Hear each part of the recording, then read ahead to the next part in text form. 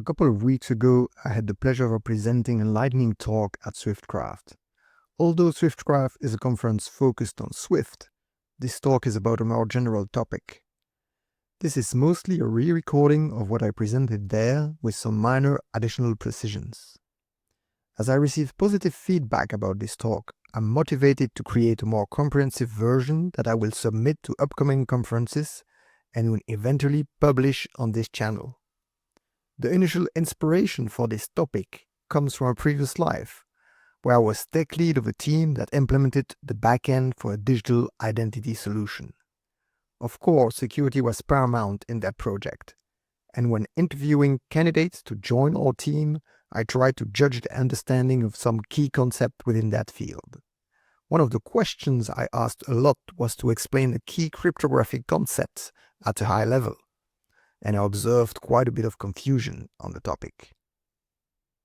So in this talk, I will go over those core concepts, namely hashing, encryption, and digital signature. And I will conclude with an example of how they come together in a typical use case. Let's start with hashing. Hashing is a function that takes any data as input and converts it to a fixed size output that we call a hash or a digest. It's fixed size, so if we get a bigger input, we still get the same digest length as output. One very important characteristic of a hashing function is that it's one way, so it is not possible to get back to the input from the hash. Another important characteristic of cryptographic hashing functions is that they have high entropy. What this means is that a small change in the input will result in a completely different output. Next, we have encryption. Encryption takes plain text as input and transforms it into ciphertext.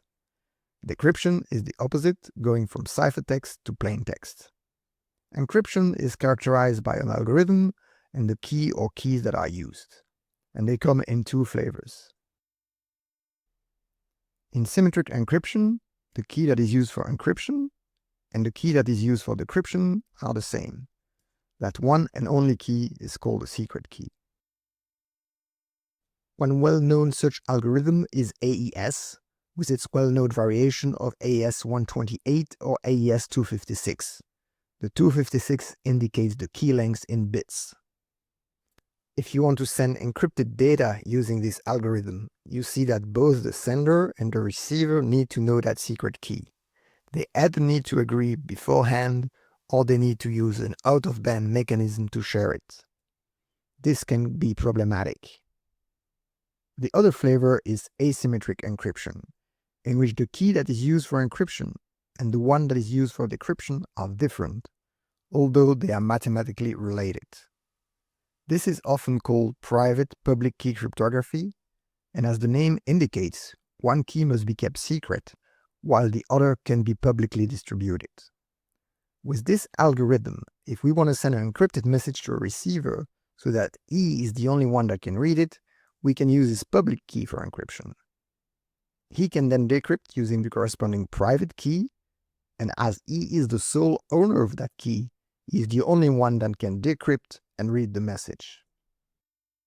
Typical algorithms include RSA, elliptic curve, or Diffie-Hellman. RSA key length would typically be 1024, 2048, or 4096 bits.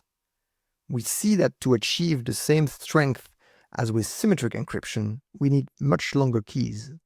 This means that these algorithms require more resources and are slower. Previously, I used the receiver public key to encrypt the message. But what if I use my private key to encrypt it? No, decryption can be done with my public key, which is widely available, so anybody can decrypt and read the message. But as it was encrypted with my private key, which I'm the only one to know, this proves that I am the one who wrote the message. Before, we had confidentiality, now we have authentication. In practice, what happens is that the input text is usually much larger, so we first run it through a hashing function, which gives us a fixed size digest that we then encrypt using a private key. And this is basically what a digital signature is. Let's now put all those concepts together in a typical use case of a browser wanting to access a web page from a server over HTTPS.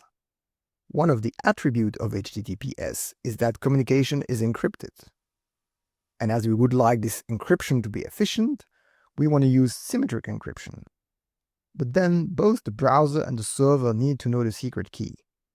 Well, HTTPS, or TLS really, uses a hybrid approach in which asymmetric encryption is first used to enable both parties to agree on the symmetric secret key.